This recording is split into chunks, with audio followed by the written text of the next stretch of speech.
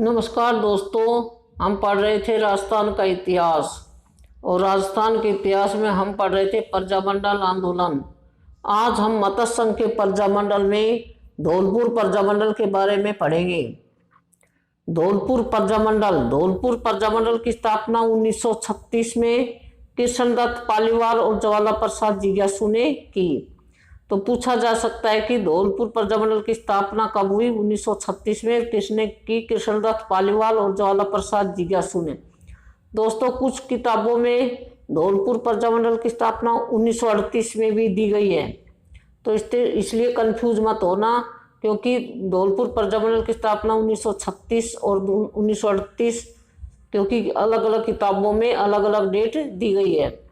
तो धौलपुर प्रजामंडल की स्थापना कृष्णदत्त पालीवाल और ज्वाला प्रसाद जिज्ञासु ने कब की? 1936 में। 1934 में ज्वाला प्रसाद जिज्ञासु व जोरीलाल इंदू ने धौलपुर में नागरिक प्राचारणी सभा की स्थापना की। तो दोस्तों, ये पूछा जा सकता है कि नागरिक प्राचारणी सभा की स्थापना कब हुई? 1934 में। और किसने की? ज्वाला प्रसाद जिज्ञासु और जोरीलाल इंदू। दोस्तों, नागरिक प्राचारणी सभा की स्थापना यह पर्सन सेकंड ग्रेड और महिला सुपरवाइजर में पूछा गया है कि नागरिक प्राचारणी सभा की स्थापना किसने की? ज्वाला प्रसाद जिज्ञासु और जोरीलाल इंदू ने। और कब की? 1934 में। 1910 में ज्वाला प्रसाद और यमुना प्रसाद ने धौलपुर में आचार सुधारणी सभा की स्थापना की। तो पूछा जा सकता है कि आचार सुधारणी सभा की स्थापना कब हुई? 1910 में। और किसने की? ज्वाला प्रसाद और यमुना प्रसाद ने। तो आचार सुधारणी सभा की स्थापना कब हुई? 1910 में। और किसने की? ज्वाला प्रसाद और यमुना प्रसाद ने। 1911 में आर्य समाज के माध्यम से जन चेतना जागृत करने में प्रयास किए गए। तो आर्य समाज की स्थापना कब हुई? 1911 में। आर्य समाज की स्थापना कब हुई? 1911 में। 1918 में स्वामी श्रद्धानंद के नेतृत्व में आर्य समाज ने स्वशासन आंदोलन चलाया। तो स्वशासन आंदोलन की स्थापना किसने की? स्वामी श्रद्धानंद ने। और कब की? 1918 में। स्वशासन आंदोलन की स्थापना किसने की? स्वामी श्रद्धानंद ने। और कब की? 1918 में। जिसके कारण आर्य समाज के कई कार्यकर्ताओं को जेल जाना पड़ा। 1934 में ज्वाला प्रसाद और जोरीलाल ने धौलपुर में नागरिक प्राचारणी सभा की स्थापना की। तो धौलपुर में नागरिक प्राचारणी सभा की स्थापना किसने की? ज्वाला प्रसाद और जोरीलाल इंदू ने। और कब की? 1934 में। वेरी वेरी इंपॉर्टेंट पर्सन है दोस्तों, ये पर्सन एग्जाम में पूछा गया है। सभा के तत्वावधान में पुस्तकालय और वाचनालय खोलकर जनता में राजनीतिक चेतना का प्रयास किया गया। अप्रैल 1940 में भदई गांव में पूर्वी राजपूताना के राज्यों के राजनीतिक कार्यकर्ताओं का सम्मेलन हुआ। तो पूर्वी राजपूताना के राज्यों के राजनीतिक कार्यकर्ताओं का सम्मेलन कब हुआ? 1940 में। और कब? कहाँ हुआ? भदई गांव में। तो पूर्वी राजपूताना के राज्यों के राजनीतिक कार्यकर्ताओं का सम्मेलन कब हुआ? अप्रैल 1940 में। और कहाँ हुआ? भदई गांव में। जिसमें सभी राज्यों के उत्तरदायी शासन स्थापित करने के प्रस्ताव पारित किए गए, लेकिन धौलपुर सरकार पर इसका कोई असर नहीं पड़ा। 1947 में राज्य सरकार ने सभाओं और जुलूसों पर रोक लगा दी। राज्य सरकार ने सभाओं और जुलूसों पर रोक कब लगाई? 1947 में। धौलपुर प्रजामंडल ने राज्य के इन आदेशों की अवहेलना की। भारत छोड़ो आंदोलन के दौरान, जो कि भारत छोड़ो आंदोलन महात्मा गांधी जी के नेतृत्व में चल रहा था, तो महात्मा गांधी के नेतृत्व में भारत छोड़ो आंदोलन चल रहा था, उसमें के दौरान धौलपुर में प्रजामंडल आंदोलन ने आंदोलन चलाया और उत्तरदायी शासन की क्या की? मांग की। दोस्तों, सभी प्रजामंडलों में उत्तरदायी शासन की मांग की गई थी, तो धौलपुर में भी उत्तरदायी शासन की मांग की गई। रिपीट करते हैं। धौलपुर प्रजामंडल की स्थापना 1936 और कुछ किताबों में 1938 दिया गया है। तो कृष्णदत्त पालीवाल और ज्वाला प्रसाद जिज्ञासु ने की। और कब की? 1936 में। 1934 में ज्वाला प्रसाद जिज्ञासु व जोरीलाल इंदू ने धौलपुर में नागरिक प्राचारणी सभा की स्थापना की। तो पूछा जा सकता है कि नागरिक प्राचारणी सभा की स्थापना कब हुई? 1934 में। और किसने की? ज्वाला प्रसाद जिज्ञासु और जोरीलाल इंदू ने। 1910 में ज्वाला प्रसाद और यमुना प्रसाद ने धौलपुर में आचार सुधारणी सभा की स्थापना की। तो पूछा जा सकता है कि आचार सुधारणी सभा की स्थापना कब हुई? 1910 में। किसने की? जवाहरलाल प्रसाद और यमुना प्रसाद ने। 1911 में आर्य समाज के माध्यम से जन चेतना जागृत करने के प्रयास किए गए। तो आर्य समाज की स्थापना कब हुई? 1911 में। 1918 में स्वामी श्रद्धानंद के नेतृत्व में आर्य समाज ने स्वशासन आंदोलन चलाया। तो स्वशासन आंदोलन की स्थापना किसने की? स्वामी श्रद्धानंद ने। और कब की? 1918 में।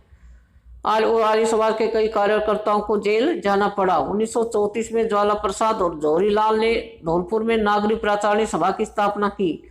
तो नागरिक प्राचारणी सभा की स्थापना कब हुई? 1934 में। किसने की? ज्वाला प्रसाद और जवाहरीलाल नेहरू ने। सभा के तत्वावधान में पुस्तकालय और वाचनालय खोलकर जनता में क्या किया गया? राजनीतिक चेतना करने का प्रयास किया गया। अप्रैल 1940 में भदई गांव में पूरी राजपूताना के राज्यों के राजनीतिक कार्यकर्ताओं का सम्मेलन हुआ। पूरी राजपूताना के राज्यों के राजनीतिक कार्यकर्ता क्या हुआ? सम्मेलन हुआ। और उसमें कब हुआ? अप्रैल 1940 में। और कहाँ पर हुआ? भदई गांव में। भदई गांव में अप्रैल 1940 में सम्मेलन हुआ, जिसमें सभी राज्यों में उत्तरदायी शासन स्थापित करने के प्रस्ताव पारित किए गए। लेकिन धौलपुर सरकार ने इस ओर कोई ध्यान नहीं दिया, यानी धौलपुर सरकार पर इसका कोई असर नहीं पड़ा। 1947 में राज्य सरकार ने सभाओं और जुलूसों पर क्या लगा दी? रोक लगा दी। 1947 में राज्य सरकार ने सभाओं और जुलूसों पर रोक लगा दी। धौलपुर प्रजामंडल ने राज्य की इन आदेशों की अवहेलना की। भारत छोड़ो आंदोलन, जो कि महात्मा गांधी के नेतृत्व में देश में भारत छोड़ो आंदोलन चल रहा था, उसमें धौलपुर में प्रजामंडल ने आंदोलन चलाया और उत्तरदायी शासन स्थापित की मांग की। 12 नवंबर 1946 को तसीमो गांव में, और तसीमो गांव कहाँ पर है? धौलपुर में। 12 नवंबर 1946 को तसीमो गांव धौलपुर में प्रजामंडल के अधिवेशन में पुलिस ने कार्यकर्ताओं पर अमानवीय अत्याचार किए। तो पुलिस ने कार्यकर्ताओं पर अमानवीय अत्याचार कब किए? 12 नवंबर 1946 को तसीमो गांव में। यानी तसीमो कांड कब हुआ? 12 नवंबर 1946 को।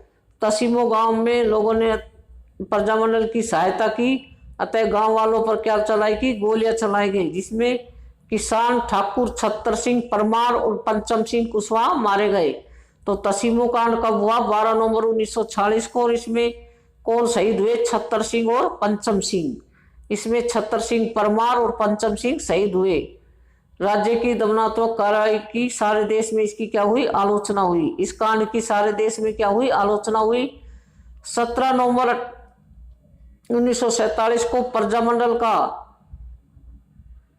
एक राजनीतिक सम्मेलन हुआ। 17-18 नवंबर 1947 को प्रजामंडल का एक राजनीतिक सम्मेलन हुआ। और इसकी अध्यक्षता किसने की? राम मनोहर लोहिया। राम मनोहर लोहिया की अध्यक्षता में एक राजनीतिक सम्मेलन हुआ। और कहाँ हुआ? धौलपुर में। कब हुआ? 17-18 नवंबर 1947 को।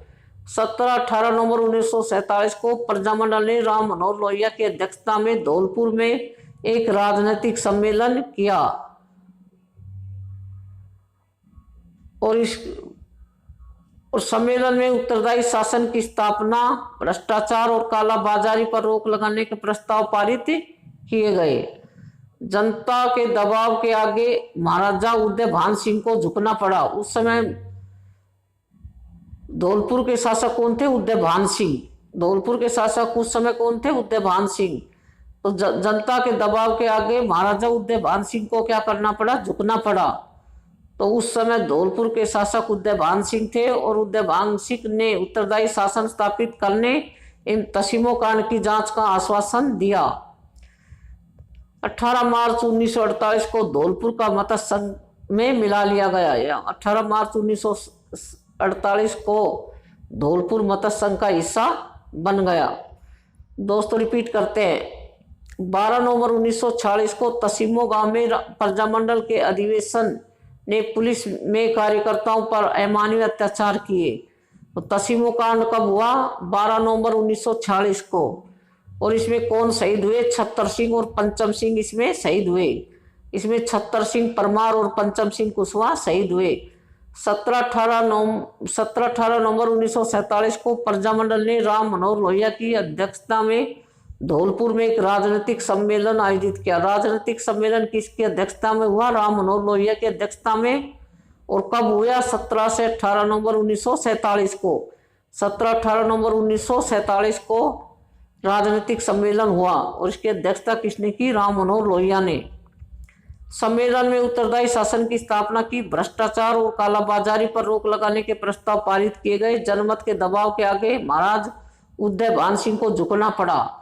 उस समय धौलपुर के शासक कौन थे? उदय भान सिंह। शासक ने उत्तरदायी शासन स्थापित करने एवं तसीमो कांड की जांच का आश्वासन दिया और 18 मार्च 1948 को धौलपुर का मत्स्य संघ में क्या कर लिया गया? शामिल कर लिया गया, या धौलपुर को मत्स्य संघ का हिस्सा बन गया, या मत्स्य संघ में शामिल कर लिया गया।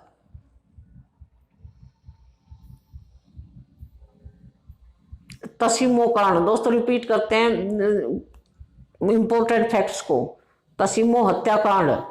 तसीमो हत्याकांड कब हुआ? 11 अप्रैल 1947 को। तसीमो हत्याकांड कब हुआ? 11 अप्रैल 1947 को। और इसके नायक या इसके नायक कौन थे, यानी इसमें शामिल मनुष्य मतलब मानव कौन कौन थे? पहला शहीद था, इसके नायक थे पहला शहीद छतर सिंह परमार। इसमें कौन कौन शहीद हुए? छतर सिंह परमार। और दूसरा शहीद कौन हुआ? ठाकुर पंचम सिंह कुशवाहा, जो कहाँ के थे? धौलपुर निवासी के। दोस्तों एक एग्जाम में पूछा गया था कि छतर सिंह परमार और ठाकुर सिंह पंचम का संबंध किस प्रजामंडल से था? तो धौलपुर प्रजामंडल से। इसके नायक कौन थे? पहला शहीद था छतर सिंह परमार और दूसरा शहीद कौन था? ठाकुर सिंह परमार। यानी तसीमो कांड के नायक कौन थे? छतर सिंह परमार और ठाकुर पंचम सिंह कुशवाहा, जो धौलपुर निवासी थे। आचार सुधारणी सभा। आचार सुधारणी सभा की स्थापना धौलपुर में जन जागृति का श्रेय यमुना प्रसाद को दिया जाता है। और धौलपुर में 1910 में यमुना प्रसाद वर्मा द्वारा इस संगठन की क्या की गई? स्थापना की गई। तो आचार सुधारणी सभा की स्थापना कहाँ की गई? धौलपुर में। और कब की गई? 1910 में। और किसने की? यमुना प्रसाद ने। तसीमो हत्याकांड कब हुआ? 11 अप्रैल 1947 को। और इसके नायक कौन थे? पहला शहीद छतर सिंह परमार, दूसरा ठाकुर पंचम सिंह कुशवाहा, जो कहाँ के थे? धौलपुर के निवासी थे। आचार सुधारणी सभा। आचार सुधारणी सभा की स्थापना धौलपुर में हुई, 1910 में हुई। और किसने की? यमुना प्रसाद ने। दोस्तों हमारे वीडियो को लाइक शेयर और सब्सक्राइब करें। जय हिंद, जय भारत।